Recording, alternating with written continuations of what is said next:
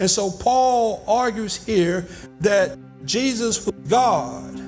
And although he existed as God, which means eternally, or as the essence of God, internally, we know he was God. But on the outside, we see him as a man. And so Paul says, even though Jesus existed in the form of God, he did not regard equality with God as a thing to be grasped.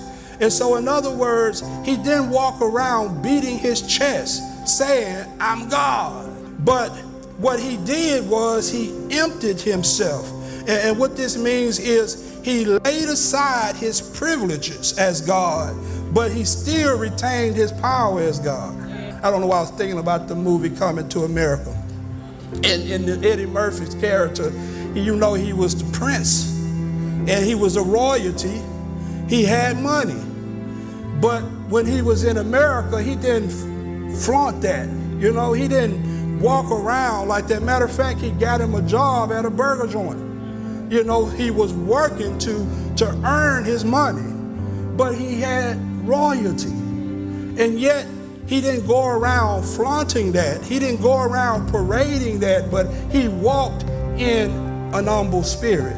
And this is what I see of Jesus, is that Jesus lays aside his heavenly privileges as God, but he retained his power as God. I even thought about this. Remember the many times in scripture that Jesus was opposed by his critics? Now you know that Jesus had access to armies. He had access to armies. When they arrested him in the Garden of Gethsemane, he could have called his army to come to his aid. And so he tells Peter, put your little sword up, because this is not that kind of fight. He didn't exercise those privileges. Even when he was born, he didn't come in as a grown adult on a chariot.